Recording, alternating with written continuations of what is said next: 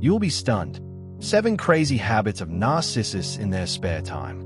Most people treasure those rare hours when the world goes quiet and they can finally exhale.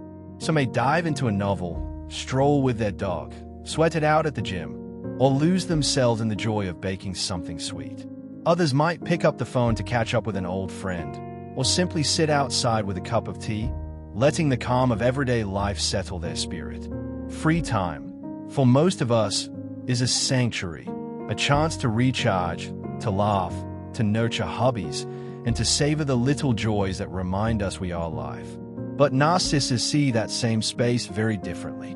What brings peace to you or me feels unbearable to them. Silence doesn't soothe them. It exposes the hollowness they work so hard to hide. Stillness threatens to peel back the mask.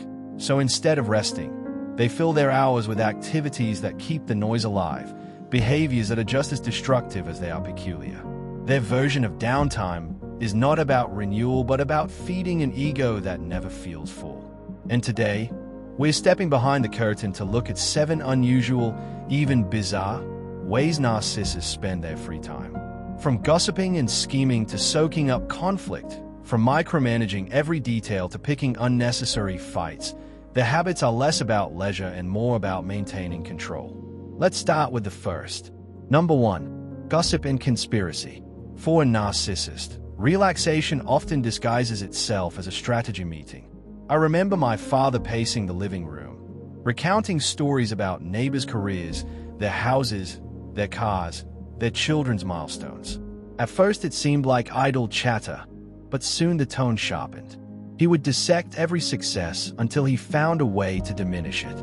My mother, too, would sink into the sofa with her tea, dial one of her sisters, and spend an hour chronicling who wore what at the last gathering, who seemed tired, whose children were struggling. The longer she spoke, the more energized she became, her voice tightening with excitement.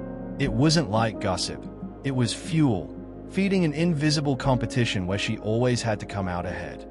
This is the secret of narcissistic gossip. It's not about passing time. It's about building a hierarchy in their minds, a stage where they sit above everyone else.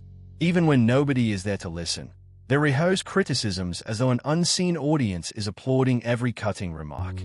Number 2. Absorbing toxic debates. While many people flip on the news to stay informed, narcissists are drawn to conflict like moths to flame. My father would sit glued to TV panels where commentators shouted each other down. He didn't just watch passively. His body seemed to absorb the energy. His jaw tightened, his fists pressed into the armrests, and sometimes words slipped out under his breath, punctuated by a sharp slam of his hand. Why the fascination? Because that constant hostility mirrors the turbulence inside them. They don't crave peace. They crave validation that the world is as chaotic as they feel. Watching bickering on screen confirms their worldview. Life is combative, people are untrustworthy, and anger is justified. That's why you'll rarely find them watching something soothing or reflective. Calm programming threatens their identity, while fiery debates affirm it.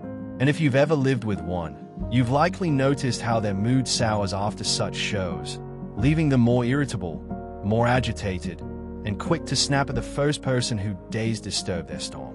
Number 3. Escaping into hollow comedy. Not all of a narcissist's pastimes are noisy or dramatic. Some look deceptively harmless, like sitting in front of the TV and watching comedy reruns. My father, for instance, would spend long stretches glued to shows filled with crude jokes and canned laughter.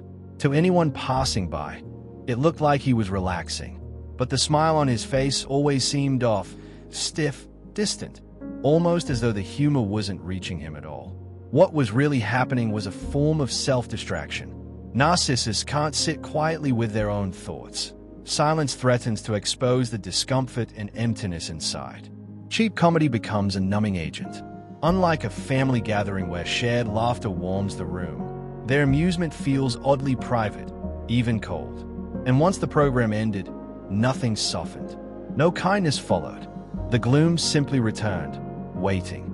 Many survivors wonder if they were at fault for not joining in or for failing to see a fun side of the narcissist. But those moments aren't genuine joy. They're just another performance, a shallow mask designed to pretend happiness exists without ever letting anyone close enough to touch it. Number 4. Obsessing over every expense.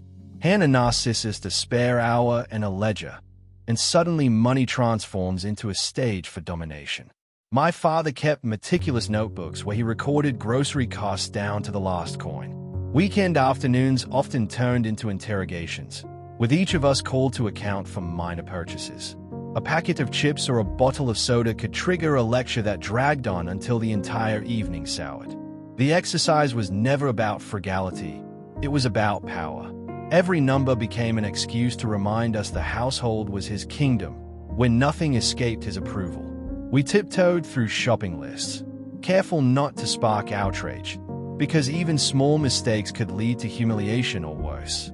Growing up in that atmosphere links money to fear.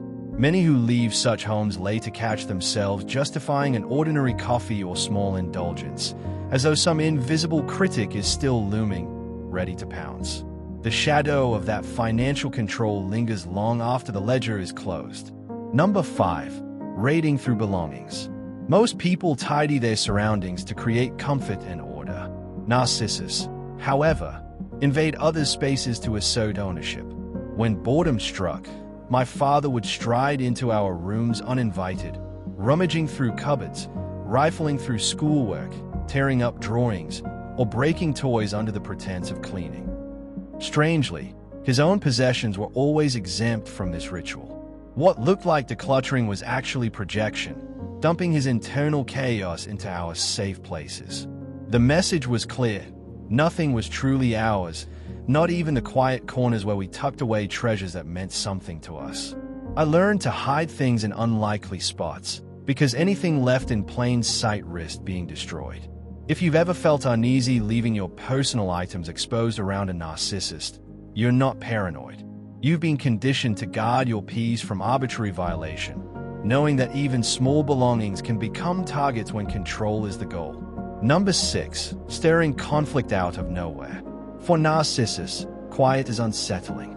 A calm house feels unsafe to them, so they look for ways to shatter it.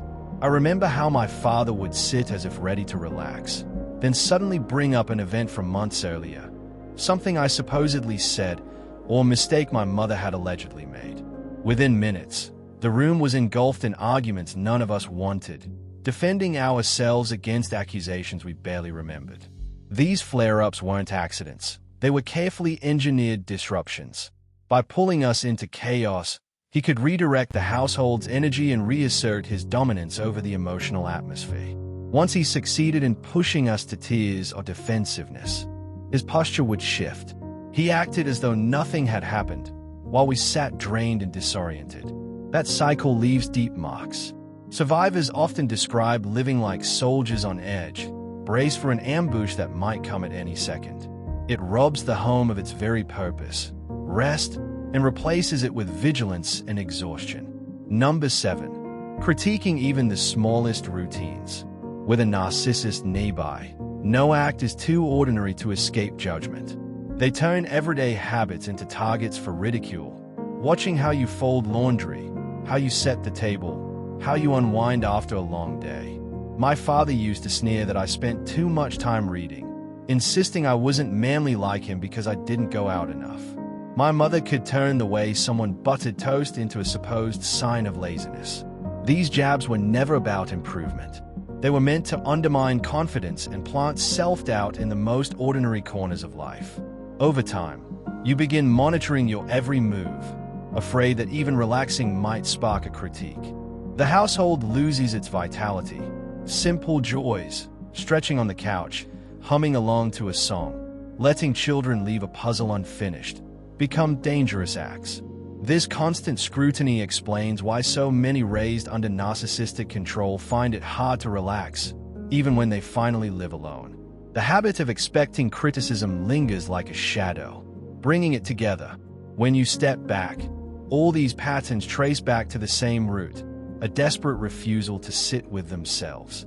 Gossiping, stirring debates, numbing out with shallow humor, obsessing over receipts, rummaging through private spaces, manufacturing fights, or nitpicking daily rituals.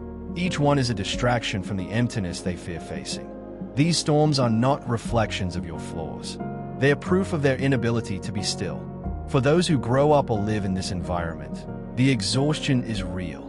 You learn to shape your life around their moods, shrinking yourself to avoid provoking them. But healing begins with recognizing the truth. Their chaos was never your responsibility. Your right to breathe, to rest, to live without apology has always been intact.